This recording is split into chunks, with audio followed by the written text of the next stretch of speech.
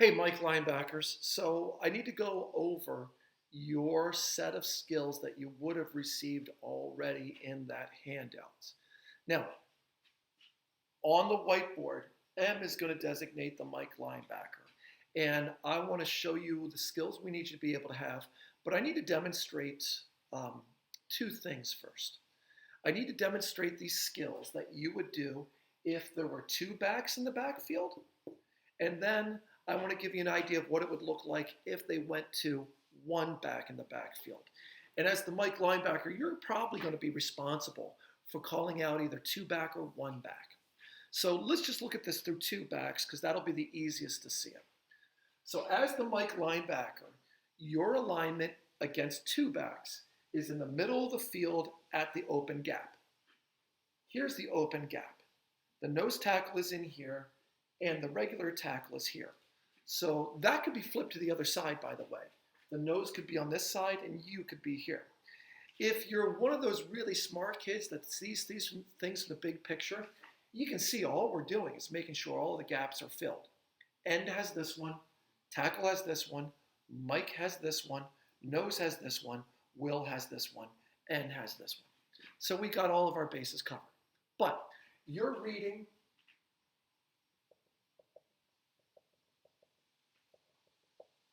this triangle. Okay, from this triangle, you're going to determine which of the four basic linebacker actions you have to take. For example, you're reading this triangle and the ball is snapped. As the ball is snapped, you give us our hop hop. By the time you've hit your second hop, you should have read these offensive linemen. Are they run blocking or are they pass blocking?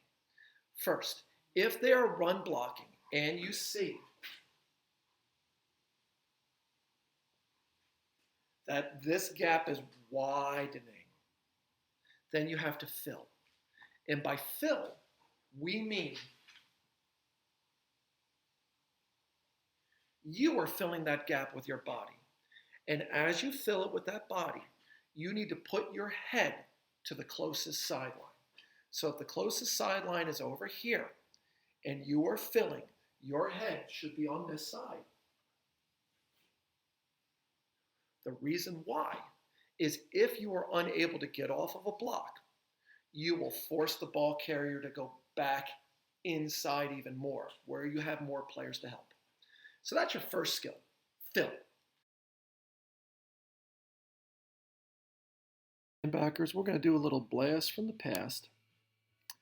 And I want to show you a clip of one of our best middle linebackers we had, Johnny Toledo. Here's John right here. And I'm going to ask you to watch him fill on this play.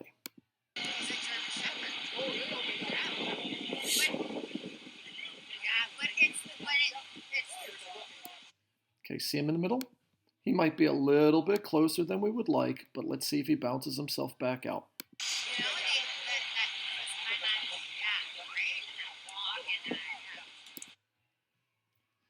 Okay, here's what I really want you to see.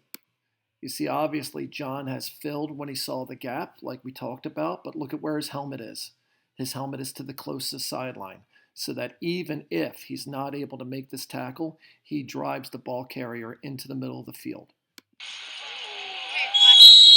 And that's how you finish a tackle.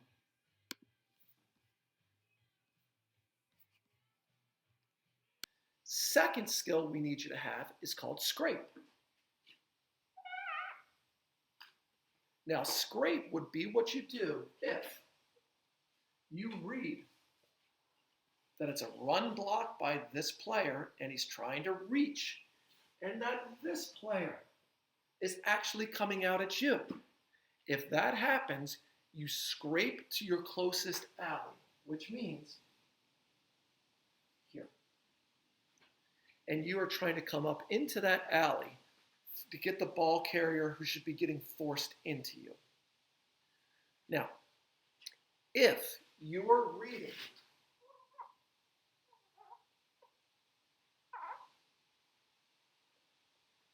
these offensive linemen and you see that they've set up into pass block, they've taken a step back and their hats are high. then you need to drop to your zone.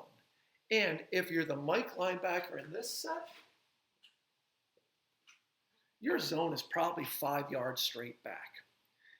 When you get there, you are looking for a back out of the backfield or anybody crossing into your zone. Coach might change that too. He might put you on an automatic blitz if you read pass, but regardless, you do need to be able to read pass and react. Finally, one more thing, and it's actually not a new thing. It's just another form of scrape. If you read this hook and this reach to you, then you need to be able to scrape to this side.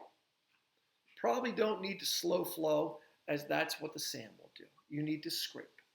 Now, here's where these things get a little bit challenging.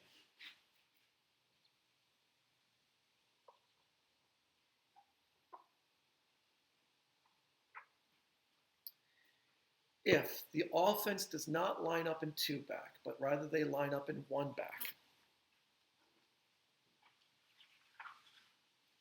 it might look like this.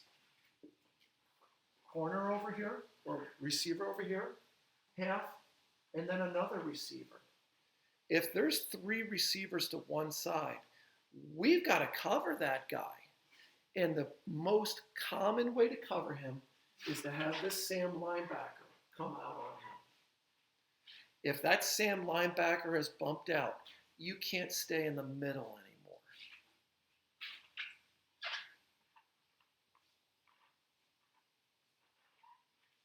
You've got to bump out balanced.